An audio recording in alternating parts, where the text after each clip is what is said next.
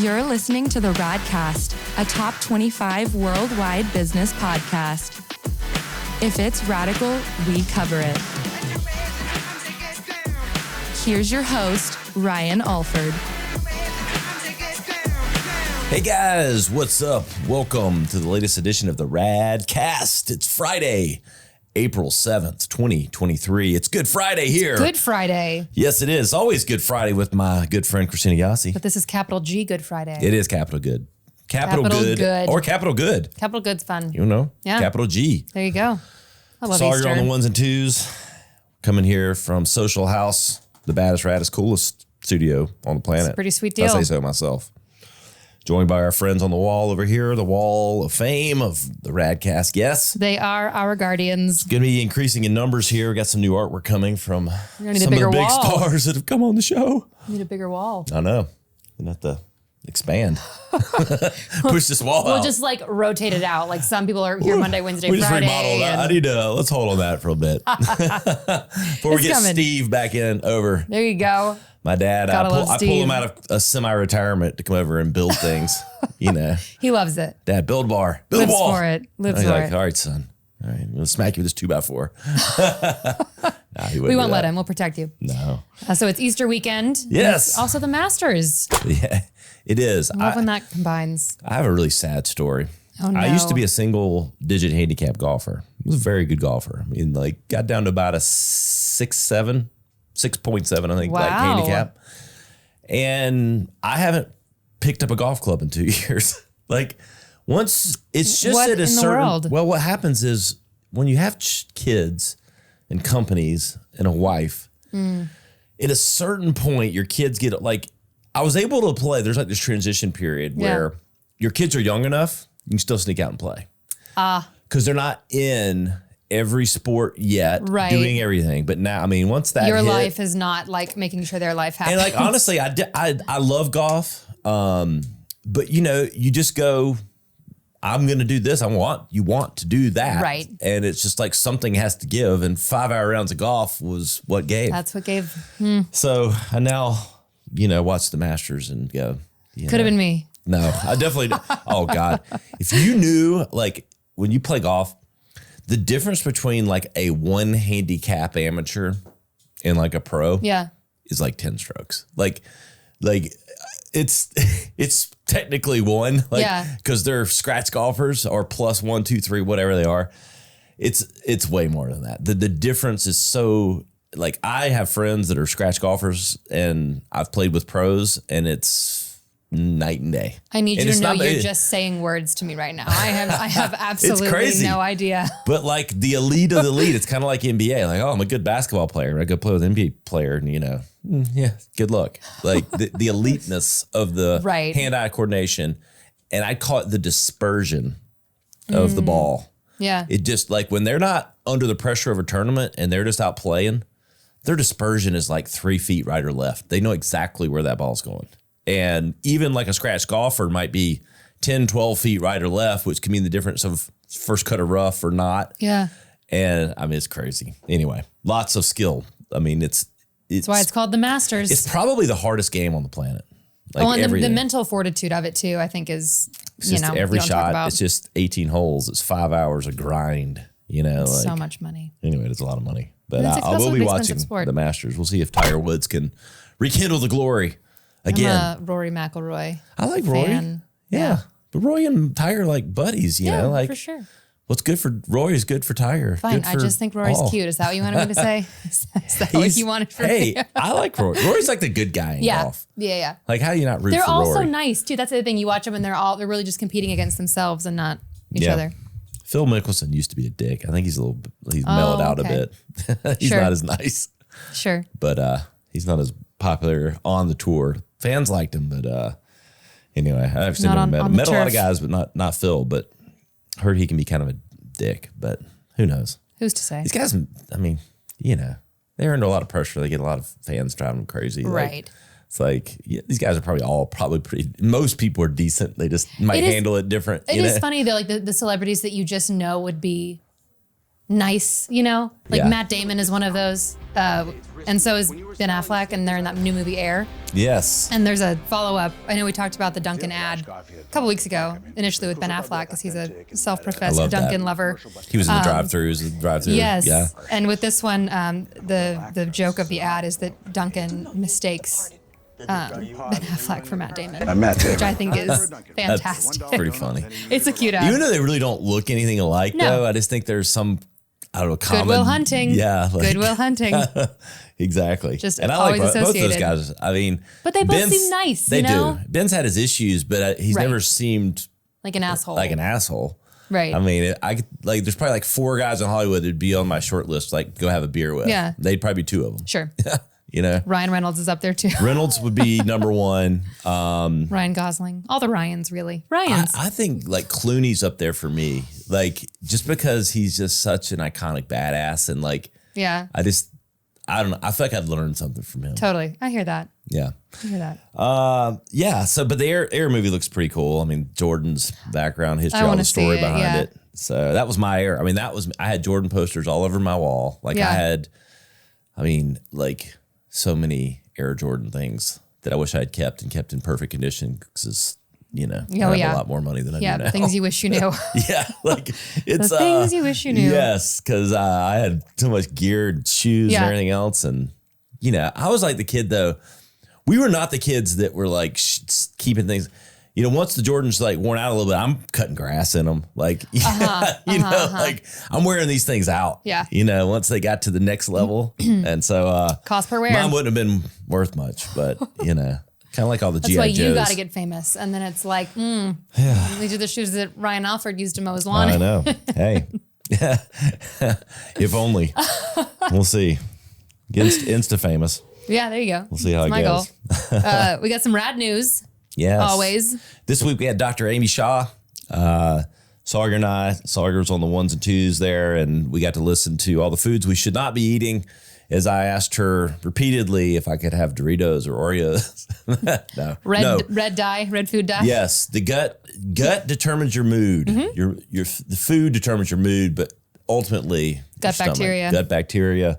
Very knowledgeable. Like, and I, always tied it back to like, we're all trying to get the best out of ourselves, and it starts with what you eat. Yeah. That and sleep. I mean, get grief every time I turn over. I'm like, sleep and what you eat. It's like the basics. It's like no shit, but like, Right. Why do we make this harder than we should?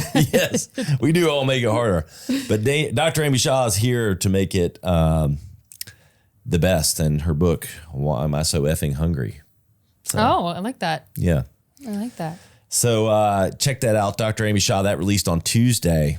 Next week, about to release a promo on this. My good friend Michael Hobby, lead singer of 1,000 Horses. Smoke, he brought it. He brought all the smoke. #1 hit from a few years ago. That I didn't realize how big that hit was when I was doing the research. That thing like Blew up. like triple, whatever the gold, platinum, diamond, whatever they are. And it was like all over those numbers. There you go. But Michael was cool as shit. They have a new album out that I am wearing out on my Obsessed phone. with. Yes, it's really good. Even your kids like it. They do. Like, that's a hit, Dad. I'm like, no shit, son. It is. Trained them well. Trained them well. But Michael was great. Excited about that new album. And, I say this like, I felt like it was like 2 guys having, a really wide open conversation. He was so transparent about their journey in the music business and like the ups and the downs and like, working the restaurant business and then getting a call and they're on, things are meteoric and the highs of the highs and the lows of the lows, and it's truly like that, I say all the time, success is a journey and not a destination. And I think they're kind of, their journey Picture of that. has encapsulated that. And so I think people really enjoy it from the business side of music and like just, I don't know, a really good story to hear. Yeah. So hope everybody enjoys that next week. Michael Hobby, lead singer of 1,000 Horses. Good stuff. Yes. Going back to the importance of food and what you put in your body, one of the best things, in my humble opinion, to put in your body are Good Ranchers steaks, chicken, seafood, bacon, which is my favorite. And I have 3 reasons why all of our listeners should subscribe to Good Ranchers. First of all, you get $240 of free bacon in your first order. That is 1.5 pounds of bacon in every box. Wow. which Good for grief. me is still not enough. And I'm not ashamed to admit it. I would call that, I think they say it, but I call that unlimited bacon for the year. Oh, pretty much. You know, I mean, even at the Unless you're Alford an addict house, like me. where the Alford boys eat 2 pounds of bacon every Saturday. It's so good. I'd call that unlimited bacon for the year. Exactly. There you go. And you can lock in your price to avoid meat inflation. Meatflation, to combine that word. Every subscription gets a price lock guarantee, which is phenomenal, especially in today's economy. Well, I can tell you, look, I've been, until I started ordering and getting Good Ranchers at home. Yeah. I saw this firsthand. Like literally, I get steaks or something. I'm like, okay, a couple steaks, $25 or whatever. Sure. Like the next week it was 47. I'm like, what the hell happened? Right. And then you got to stand in the grocery store and figure out, well, what is actually the organic or the no antibiotics. And, by that point I'm like, all right, tofu it is. Yeah, exactly. So but not anymore. Lock it in. Yeah. And then it's, number 3, you enjoy the highest quality meat in America.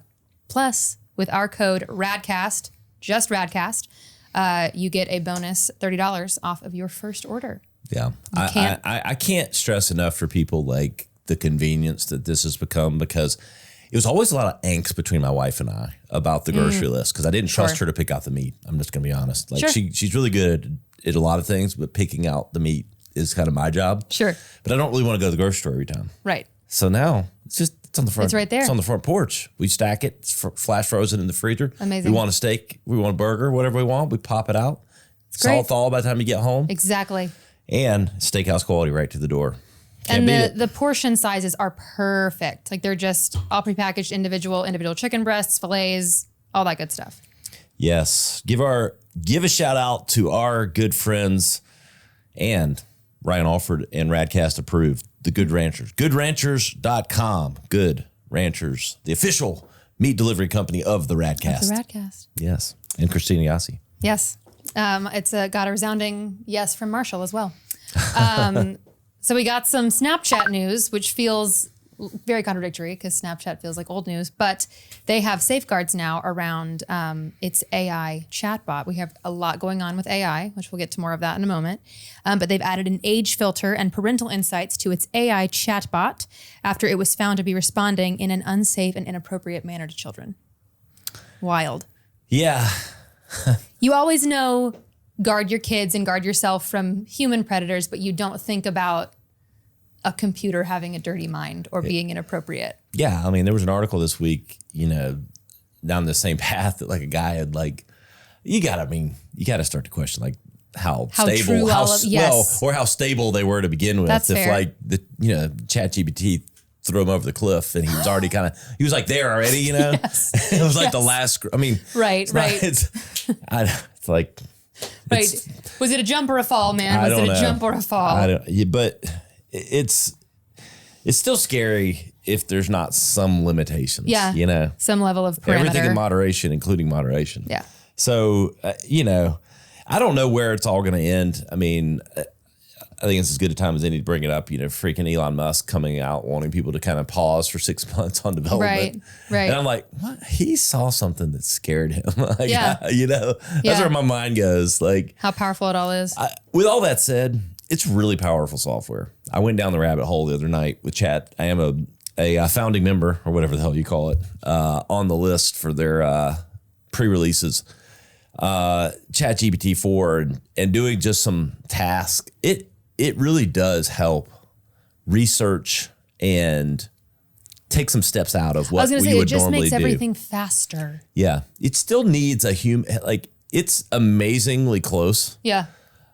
It still needs some fine tuning. I think if you just start throwing your blog posts and different things out there, that's exactly what they write. Yeah.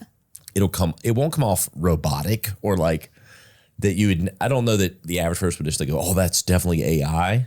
But there's something but a little it still needs an intelligent human behind it. A little mechanic to it. Sure. And so, but it has a lot of potential. And I think no matter what your field is, you don't want to get left behind in this. Yeah. I think if your peers are using this as a shortcut to do things faster and or better than you, that's a problem in anything you do. Yeah. So if there's a tool out there, it'd kind of be like, if you worked at a restaurant and suddenly a new pasta came out that tasted exactly the same and it cooked 3 times faster. Right.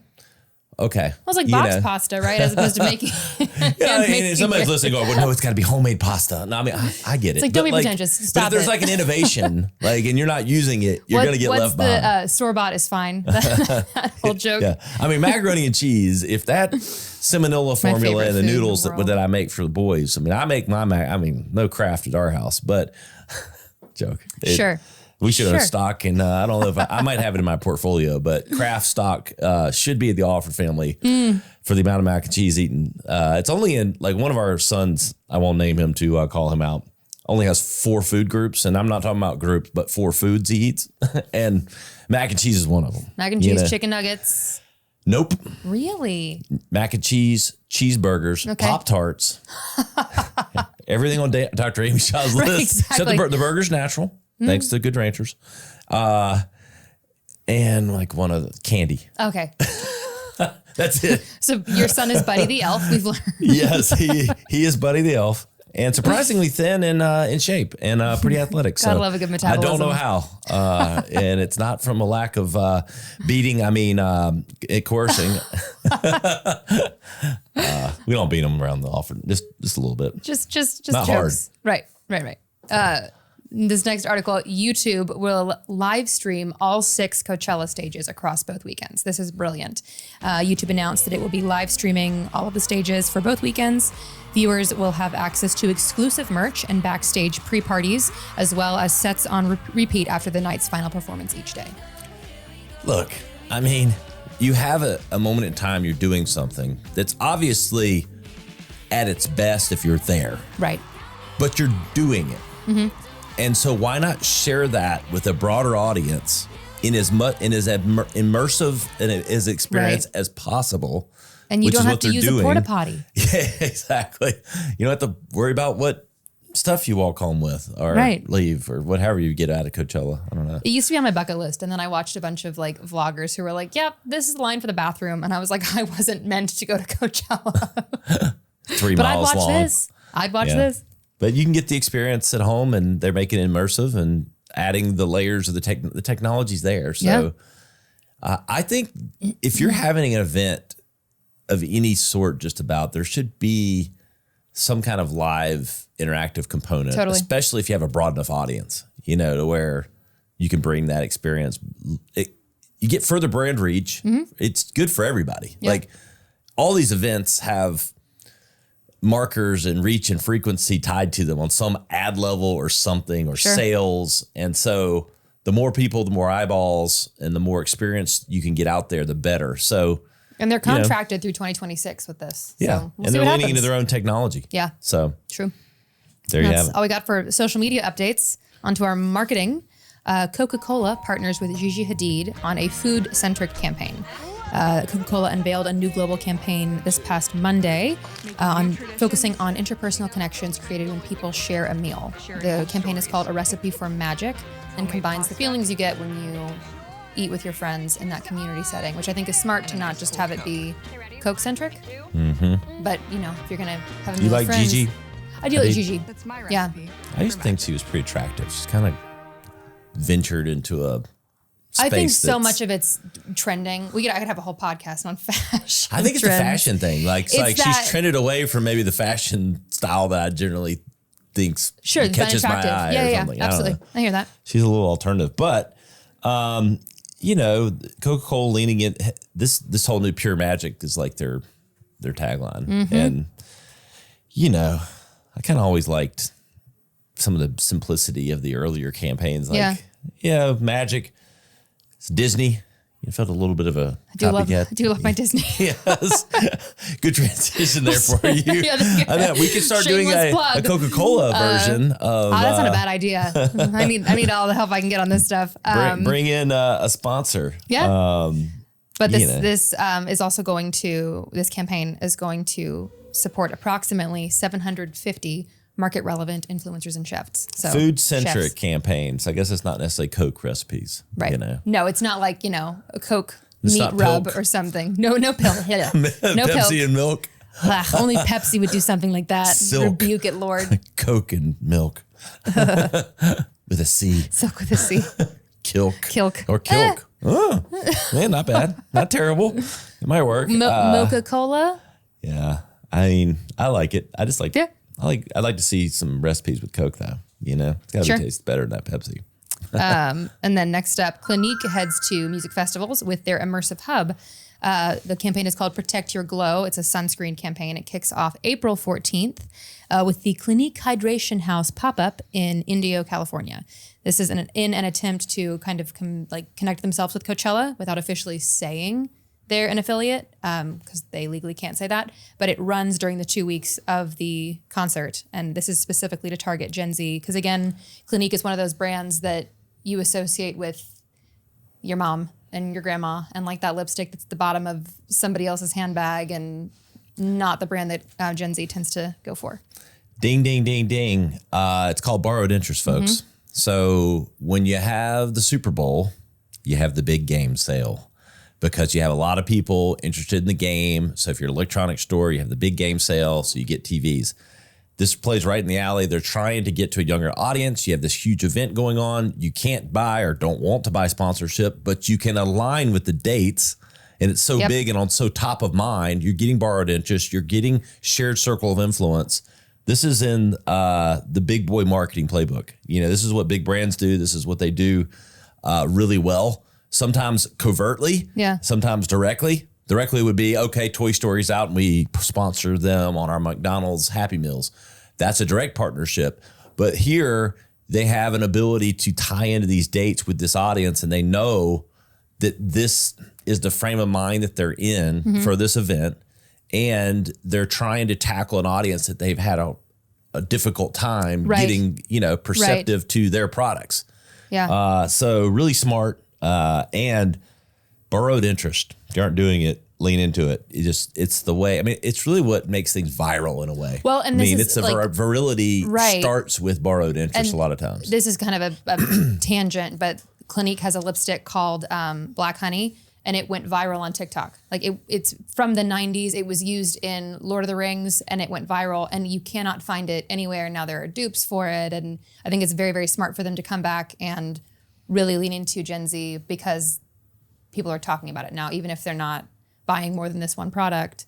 There is that buzz around it a little bit. The irony of this is, Clinique's always been an in-store brand, and D2C's been so huge with all these one-off brands that have kind of come out of nowhere. Yeah. So it's interesting to see, a historic brand like Clinique in this space having to kind of play and delve into these channels in the way that a lot of D2C typically does. Yeah. So, hey, you got to come and play on their terms. Yeah. So makes sense. This last article is my very favorite, which is why I saved it for the end. It is the Toyota ad and how they used their new GR Corolla to animate an ad without any VFX. Did you get a chance to watch this commercial? I did. This is phenomenal. Yeah, I couldn't really believe it. I watched it like 2 or 3 times because I was like, there's no way. But Toyota launched its Metamorphosis campaign on March 8th to promote the new Corolla performance variant. The director, Toby Pike, and his father, who's an engineer, worked together to achieve the no VFX concept by utilizing a car-mounted camera to animate stills fixed on the track's barriers. Yeah, you need to go check this out. Go to our good friends at the Marketing Dive. We get a lot of marketing news from there. Check it out there. You'll see it if you look up Toyota GR. I want this car. It was cool. Like I watched it a couple times too. I was like, I first didn't know how they did it, then I kind of got it. Yeah. But very high tech. It's like stop motion. It's so cool. It's interesting too, like for Toyota and their brand, obviously the reliable car household, and they've been in this doing these performance things for, someone's going to DM me and go, they've been doing that for 20 years. Sure. But okay, yeah, if you bought a Supra for $100,000 like 20 years ago. Yeah. But on the Corolla level, probably like the last 10 years, 10, 12 years maybe, in this performance space, leaning into it, the younger audience. So really cool. Great ad. Anyway, check it out. Highly encourage it. I do. It was very cool. Worth a watch. Sometimes I'm like, No, this is when I was like, I would post this on my Facebook. Radcast worth a watch. WAW. There you go. Put that on a bracelet. Yes. Love it. WAW list. We're just going to create new acronyms all the time. Here for it. One more thing we have to keep up with. I can do that. Start a spreadsheet. Very good. That's all we got. It's a good Friday. Hope everyone out there has a great Easter weekend. And any big plans? I'm going to the beach with my family. Okay. It's the first time my brother's been not at training on that weekend. And it's also his birthday. So Nice. Some family time. Very good. Yeah. It'll be family time at the Alfords, like always. Bunch of dudes. The Dude Farm and Nicole. For Sawyer on the ones and twos, Christina Yassi, I'm Ryan Alford. We'll see you next time. Radcast. To listen or watch full episodes, visit us on the web at theradcast.com or follow us on social media at our Instagram account, the.rad.cast, or at Ryan Alford. Stay radical.